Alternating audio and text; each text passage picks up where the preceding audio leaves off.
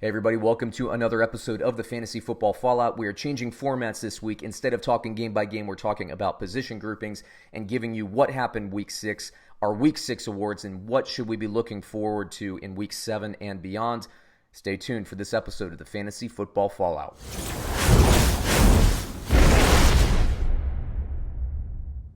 All right, everybody, let's just dig in. So I'm going to go through the ESPN standard scoring rankings for quarterbacks right here. And as you can see, our top 10, we got Cousins, Ryan, Murray, Wilson, Jackson, Watson, Darnold, Mahomes, Wentz, and Brady. Not a ton of surprises there except for Kirk freaking Cousins. Kirk Cousins? A guy so hated that my partner on the Get Paid podcast had this to say about him. And I figured it out this weekend why I dislike Kirk Cousins so much. Okay. Is because if you took him and the other 31 quarterbacks and you lined them up, and then you took somebody off the street that doesn't know football and you said, which one of these guys is named Kirk?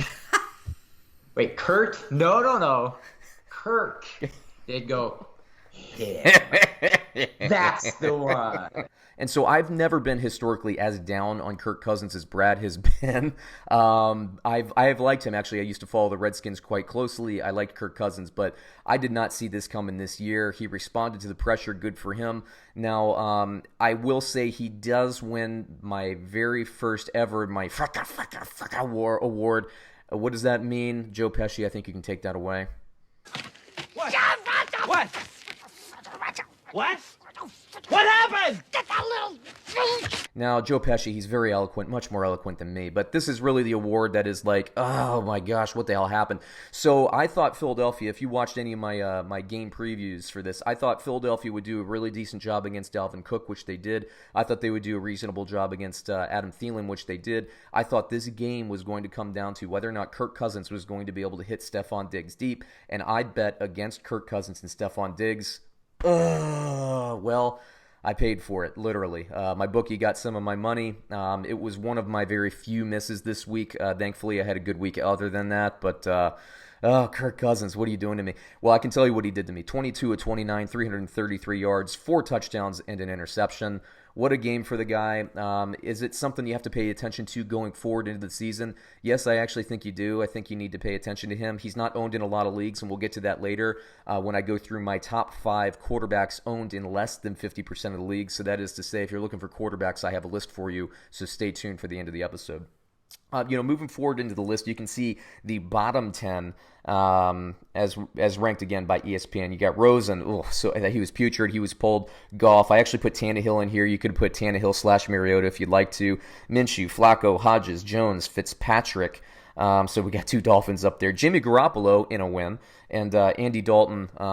Now, Andy Dalton's an interesting one because Andy Dalton scores a lot of points because Joe Mixon is so bad. Well, I shouldn't say Mixon's bad. It's the running game that's bad for Cincinnati. Cincinnati tends to be losing a lot, so he ends up, getting some nice yardage and usually gets to play against prevent defenses. So he's somebody you might want to look into, honestly, especially if you're a daily fantasy player because he's always inexpensive. But he does not make just a little spoiler alert, he does not make my top 5 owned in under 50% of the leagues. But I will say none of these players got my dumpster vomit player of the week. That award goes to Jameis Winston.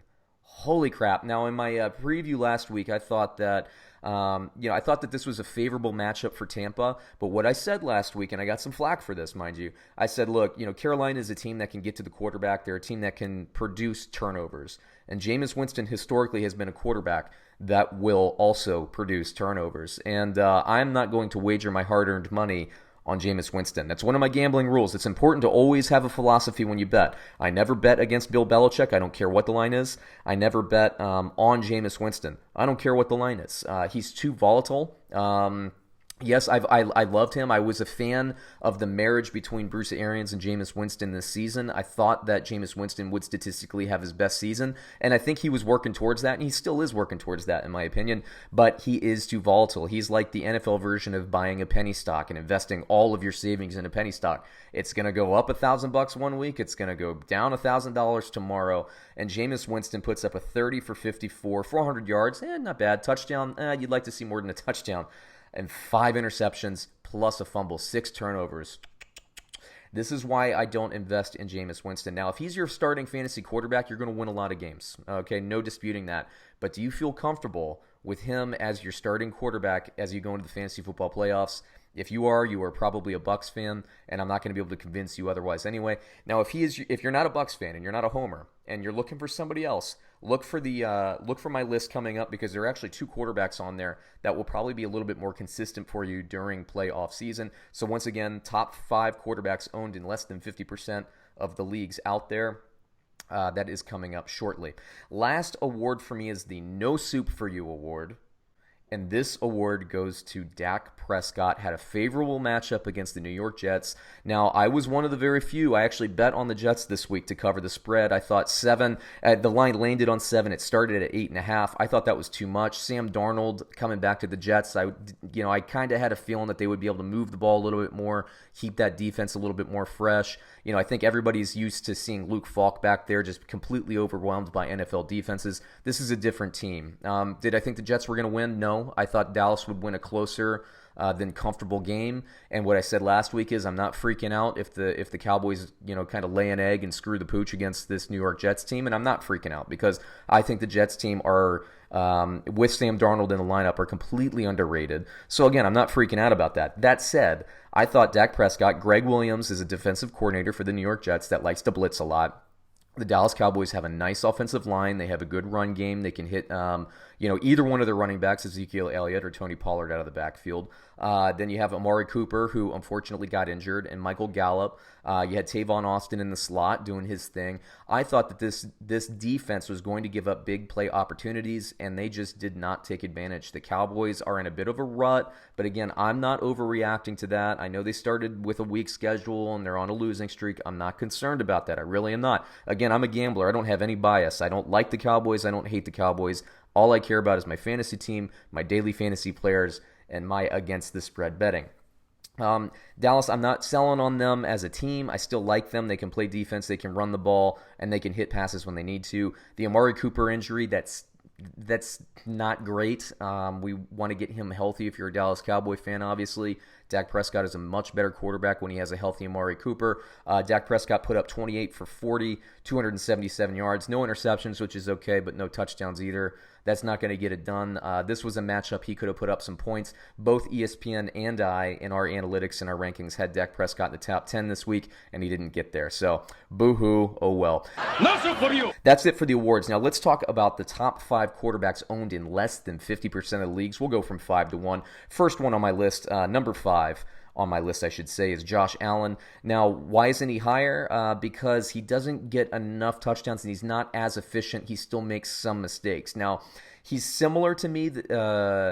He's as similar to me like Jameis Winston is in the Bruce Arians system. He can hit some big plays. He's not going to get you as many touchdowns as Jameis Winston will get you in a given game. He's also not going to throw for as many interceptions in a given game. He's consistent, but what I do like about Josh Allen is he'll get you yardage on the ground. He'll get you rushing touchdowns, and in most formats, you're going to get more points for a rushing touchdown than you will for a passing touchdown. So Josh Allen, number 5. Number 4 on my list, Sam Darnold. Look, he's an efficient passer, and let me tell you about the weapons he has. He has Robbie Anderson, who with him is very good, over the top threat. You got Jamison Crowder working the slot. On the other side, the other receiver in the split is Demaryius Thomas. Can't forget about him, former Pro Bowler, former Patriot, by the way, this offseason, but got injured. He was injured. I believe he started on PUP. They either waived him or traded him. I can't remember, but he ends up over with the Jets. He's getting healthier by the week. And then also, let's remember they have Le'Veon Bell. They have Ty Montgomery. They still have Bilal Powell. They have some talent on this offense. Sam Darnold in his second year is doing really well, or at least ascending. You can make that argument. A lot of people thought that he was going to be better than Baker Mayfield. Are his weapons as good as the Cleveland weapons? I don't think so. But, I think maybe the coaching in New York, you could argue, is better than the coaching that Baker Mayfield has in Cleveland right now. So I like Sam Darnold at number 4. Number 3 on my list is Kirk freaking Cousins. I can't leave him off the list. We're talking about weapons. You got Stephon Diggs when he's motivated. You got Adam Thielen. You got Dalvin Cook out of the backfield. You can't ignore it. Do I like him every week? No. Do I like him in nationally televised games? No. Do I like him in gotta-have-it games for the Minnesota Vikings? No.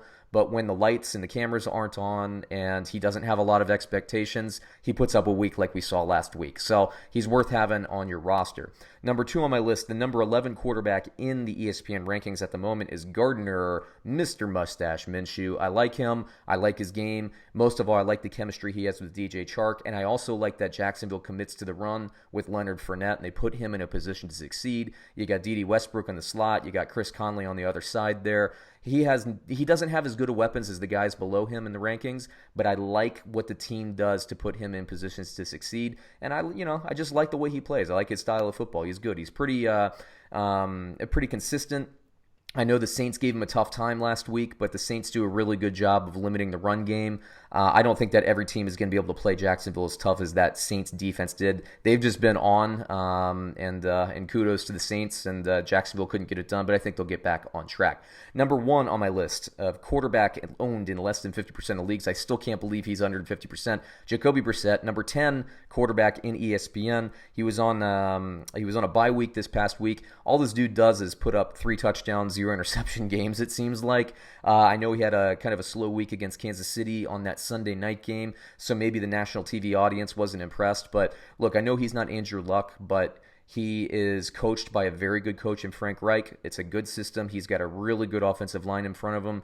I like Marlon Mack in the run game. I like Naheem Hines out of the backfield. And then when healthy, I know that Funchess isn't healthy, for example, this year. He's on the IR. I know that Hilton's been banged up. But listen to these receivers when healthy, okay? Especially if you're in a dynasty league here. You got T.Y. Hilton. You got Devin Funchess. You got Paris Campbell, the rookie there. You got Eric Ebron and Jack Doyle.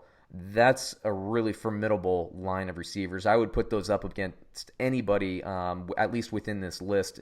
It's a good squad, well coached. Jacoby Brissett takes care of the ball. What can I say about the guy? I'm going to pick him up in my league because he's still there, and I have Jared freaking Goff in my team. So I need an answer. If you're in my position, you have Goff, and you're kind of ready to get a second option in there. I think Brissett is the way to go moving forward. Do I like him this week? Maybe not necessarily for this particular matchup, this particular week, but season long, I feel very comfortable him being my starting quarterback in the playoff stretch for fantasy football, and you should too. So thank you for tuning in to this episode of the Fantasy Football Fallout. I hope you liked the awards. If you have disagreement about the award, please go ahead and put something in there. Certainly the dumpster vomit award could have gone to Mariota or Rosen or a whole host of people. But if you throw 5 interceptions and throw in a fumble there, you're going to make the dumpster vomit list. I'm sorry, Bucs fans. It's just how it goes. Please like our video, comment on our video, subscribe to our channel. That's how we grow. Watch some more videos, and stay tuned for another episode. We're going to be doing every single position grouping, so stay tuned for those, and we'll be doing this every week as well. So catch you then.